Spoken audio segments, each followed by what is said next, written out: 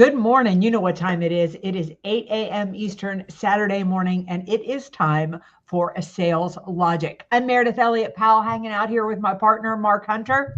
Hey, good morning, and hopefully you got my audio. Do you have my audio now? Yeah, much better, Mark. I can hear you now. Good, Good to good. start the Saturday morning with tech challenges. So we got a really good show today. This is probably one of my favorite topics. But tell the audience what is on the plate. Well, the topic is you're going to miss your sales goal. How to know if it's your sales process. We got a question that goes along with it. We got a great book from our friend Lee Sauls and our lightning round. Got to stick around for it. Top 10 things you need to know about your customers to be effective in sales. So let's dive into it. This topic here, you're going to miss your sales goal. How do you know if it's your sales process? Mark, I've been thinking about this a lot because I knew it was the topic today. And I'm trying to decide.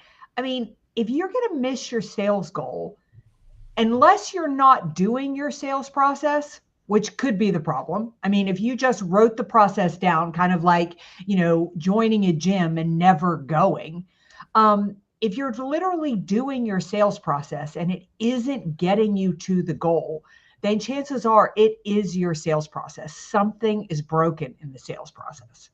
I'm going to throw a little counter into that because there could be a seasonal shift. There could be a cyclical shift in the market. There could be something else going on. So there could be some external factors happening.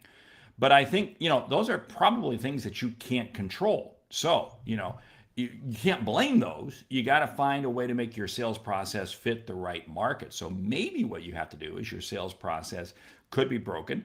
And part of the break might be the fact that you're targeting the wrong person because the person you are targeting is no longer in the market.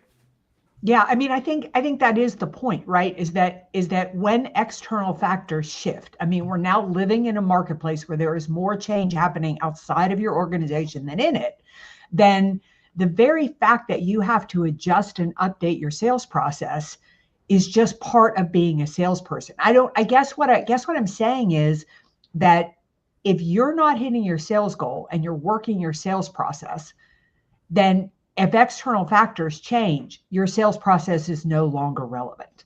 Yeah, and let's break that down further because when we talk about the sales process, so many times it's the fact that you're just not going through the motions. You are literally not doing it. And I find salespeople, they are very quick to blame their company for having them do something for something. And really what it is they're not taking enough swings at the ball. They're not getting up to the plate. They are not making it. In other words, they're not even in the game. You've got to be in the game to really understand if your sales process is broken. And chances are there's something that you can tweak there, that you need to tweak there. Yeah, I think first of all, let's really just give a brief overview of what a sales prospect is. What a sales process is. Basically you've got your target market, you've done the prospecting, you know your ideal client. You qualify that client. So you don't have anybody going into your pipeline that isn't qualified, that doesn't meet your ideal. You know how many sales calls you've got to make a week, how many of those are cold outreach, how many of those are continuing in the follow-up process. You've got a set of distinct questions that you're asking. You're doing your research. You know how you're going to handle objections. You close. You follow up to get the deal to close, and you follow up to deepen and expand relationships. So that's just a really high level overview. But the point is, you have a documented sales process. If Mark or I came to work for you tomorrow, you could basically say, do this and you will be successful in our organization. Now, I'm going to break this down even further because if you work for an organization, in other words, you get a paycheck, you're part of a company, you probably have a standard process that you are supposed to adhere. Now, whether or not you do, that's a whole separate issue. If you're a solopreneur, if you're an insurance salesperson, you're like, you and I, we have our own respective companies. We don't have necessarily a defined process that we have to hold to. And that's where we get into trouble because in both of those situations, it comes down to whether or not you choose to do the steps. But the steps themselves, again, you can have a documented process. Just this morning, I was going through email and I got an email from somebody.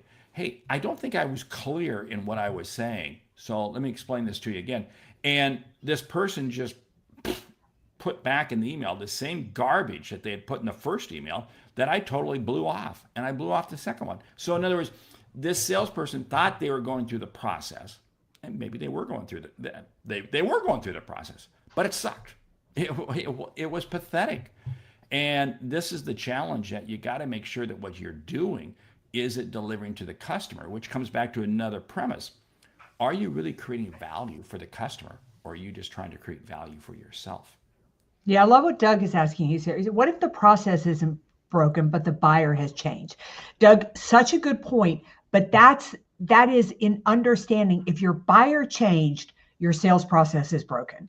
And I think as salespeople, we get too caught up in our own ego because it worked in 2025. We assume it works in 2026. But even think about the fact that we're recording this podcast right now as we start to enter into the the last quarter of the year. We're right at the end of third quarter. Think about how much is going to be different in the last quarter of the year. We'll get through midterms here in the U.S. Who knows what's going to happen with the strait and with gas prices? I mean, maybe this thing will chug along and keep going. Maybe it will finally be over. But there's so much going on that it would make sense that that your sales process would need change. Doug, I'll give you a great example. Way back in 2008, I really focused so much on the financial services industry. Now, talk about a buyer that changed, because once Lehman collapsed, the whole bottom fell out of the financial services industry. It was time to update my sales process. Now, let's back up this bus here, because really what we're saying is that things can change literally overnight, which means one of the things that we all have to do in sales is make it extremely easy for our customers to do business with us. And this is a sales process change. Many people, I get to do a lot of work in technology, major complex sales, multi-year agreements, et cetera, et cetera. And some of these take so long to work through the system, 15, 16 buyers, the committee, and it just takes forever. And by the time they go through that process, the market's changed. We have to make it extremely simple. And this is what I'm advising every client I work with. Make it extremely simple for the customer to engage with you, at least initially. Once they initially engage with you, then you can begin stepping up and selling more. But you've got to get that initial sale in. Why? So they can begin to experience what it's like to work with you, what it's like to buy from you, what it's like to benefit from you. And this is a thing that I think in so many sales processes, we're still focused on this big opportunity, this big whale. You got to bring it down to something skinnier. Mark, what's the question this week? Yes, the question comes from Gina in Montreal. She says, I work in manufacturing sales, and in the 5 years I've held my position, this is the first year I'm going to miss my sales goal.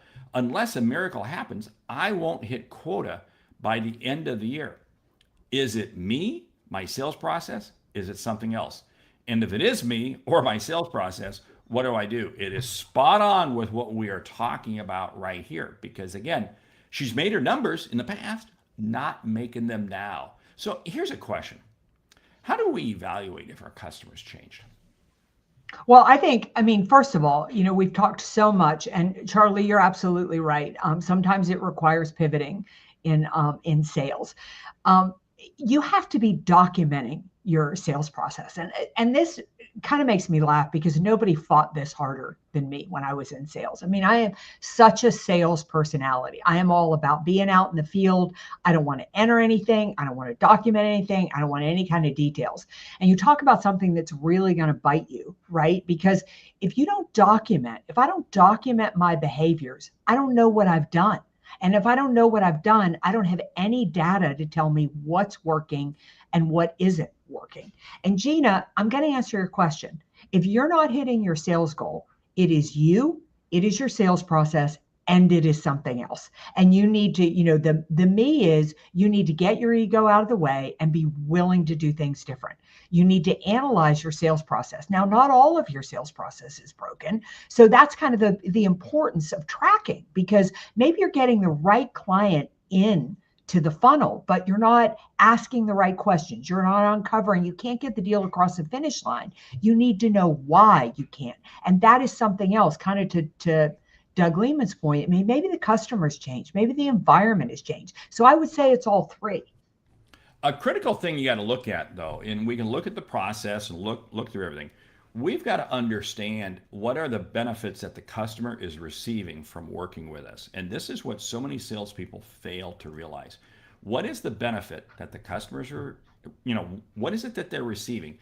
And how is it helping them right now today? Because again, you could be selling something that provides great value to a customer, but if their marketplace has changed, then guess what? You're not as relevant. So you gotta look at the benefit, because that is oftentimes what has changed. You love the benefit, you've created, but it's not as relevant to the customer.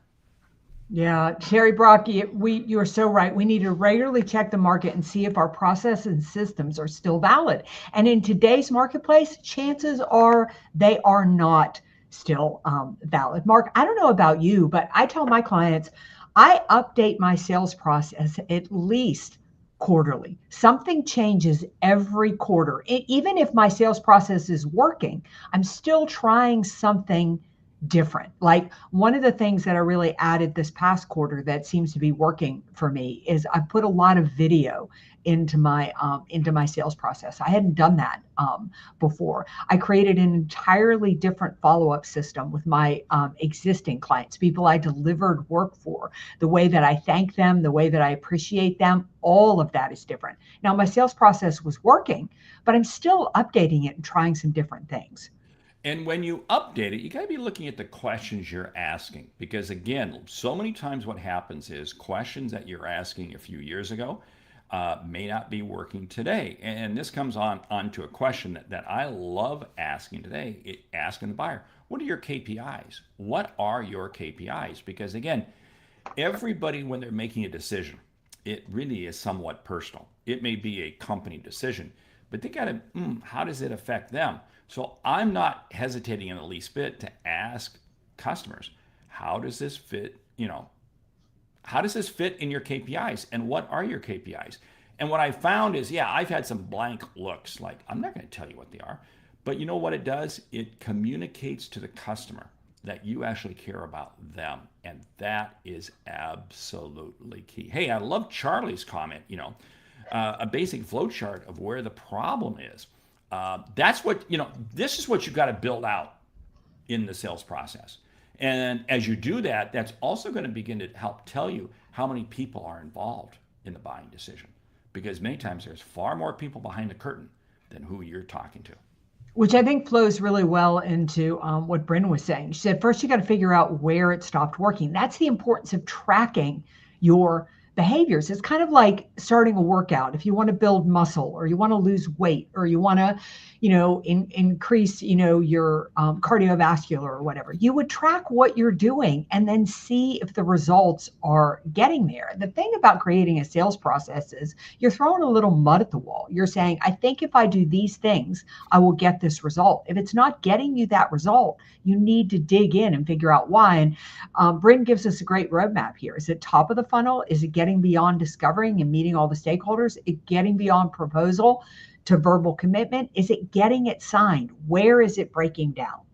And so many times what happens is salespeople just look at that whole thing in one big motion. No, you got to break it down, because I know you and I experience this because we do a lot of sales meetings and conferences and so forth, that there can be seasonality. I mean, there are seasonality in when companies have sales meetings. So in other words, inbound leads, and again, we're both all about generating our own business, but there are inbound leads that come in. And again, there can be seasonal shifts in there. And you've got to be sensitive to that, because again, there are trends in the marketplace that you have to be aware of. Gina's jumping in. Yes, an introductory offer for building trust is a great way. This is so valuable. And right now in today's marketplace, it's about making it easy for the customer to do business with you. Now, I'm going to add to this. Introductory offer does not necessarily mean it's free. Don't think it's free because, again, free has no value connected to it. You've got to make sure that any introductory offer, the customer is putting skin in on the game to understand the value of what it is that you're providing. Yeah. Charlie's coming back in. He says the hardest part to determine is when to adjust your tactics is in an actively changing marketplace.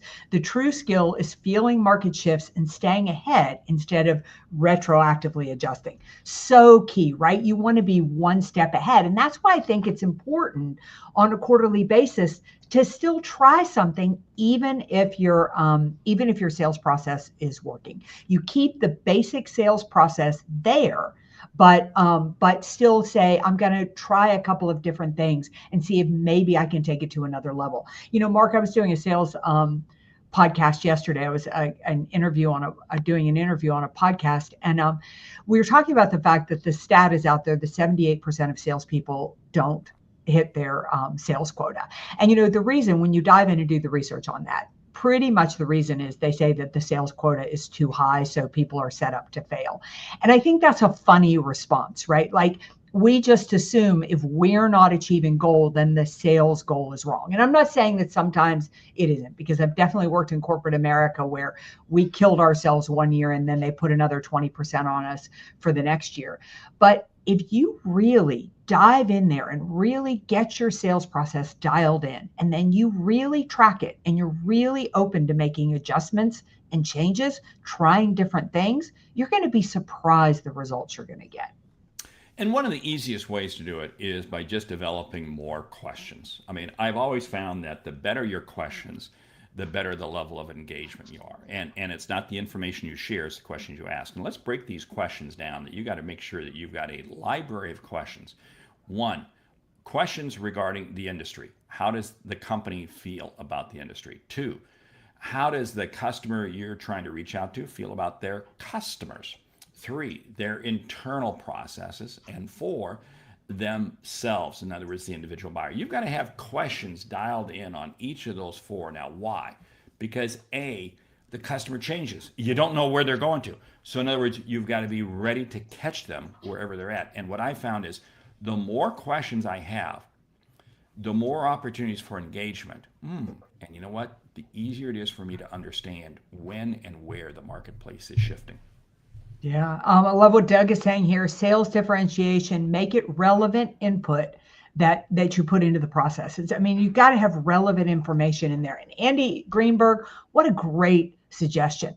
Talk and engage your marketing department. Get the clues and the signals from them of what's happening in the marketplace. Is it growing? Is it shrinking? Are the competitors changing? Really, really good advice there. But I think overall, Gina, what you need to know is the answer to your question is yes. It is you. It is your process, and it is the shifts in the marketplace. And you've got to make adjustments to all 3. Don't think it's going to take a miracle to get you across the finish line by the end of the year. You just need to make some adjustments in your process, and you may not get there, but you'll at least get close and put yourself on a far stronger track for 2027. And picking up on what Andy said, ask your marketing department. You can ask yourself, we all owe it to our customers to understand the industry that we operate in. We all owe it to our customers to understand who their competitors are, what's happening out there. That is so key. Company I'm going to be with on Monday of this week. I went out yesterday, was doing some preparation for them and looking at one of their competitors. And one of their competitors just released their quarterly earnings. I read through it, so I understand the marketplace, that who are these people fighting against? Who are they competing against? So there is research that we can do, and that alone right there is going to help tell us as to whether or not customers might be shifting. This is why it's so key. You got to know the industry that you play in and stay in that industry. Become the expert in that industry. And it's amazing how you'll help your customers. Yeah, I think the big takeaway from today is, number 1 is, do you have a documented sales process? Number 2, Are you documenting it? Are you tracking? Like, you may have written the process down, but are you tracking what you're doing on a regular basis? Are you analyzing it? And then are you making regular adjustments and enhancements to it to better respond to the marketplace? And by doing that, are you sticking to it? Because again, it's easy to just, oh, get this whim of an idea. Oh, you look at a shiny object. Oh, that worked, that worked. You really gotta, when you make an adjustment, as statistically viable as possible. Don't just do your gut. I get it. Your gut may tell you this isn't working, but please try something and stick with it before you bail on it. Hey, you ready for the book? I am. Lee Salz. Well, I tell you what, Lee just keeps coming out with more books, and we're highlighting this book today, Sell Different, and it's exactly what we've been talking about. So yeah, it is exactly. In fact, Gina, I would suggest you check out Lee Salz and check out Sell Different, because it would be a great read for you right now and get you on track for the fourth quarter. And that's one of the whole things that any salesperson that is stuck, or even if you're not stuck, what are you doing to continue to expand your sales knowledge? There's so many great books out there, so many great podcasts, so many great sources. Avail yourself of those opportunities. Okay, lightning round. Top 10 things you need to know about your customers to be effective in sales. Go. Number one, a lot of what we've been talking about, you need to know their real problem, not the one they're asking you about. I'm going to add the one that I said earlier. What are their KPIs? What's the individual customer's KPI? Yeah, in other words, I think, basically, what's their vision? If they're going to use their product, what's success going to look like for them? Ooh, I love that. And how does that problem you're solving fit into their big picture? Yeah, big one that you say, Mark, is who else is involved in the decision? Who do you need to be engaged with beyond who you're talking to at the moment? Oh, I love that. Hey, what happens if they don't solve the problem?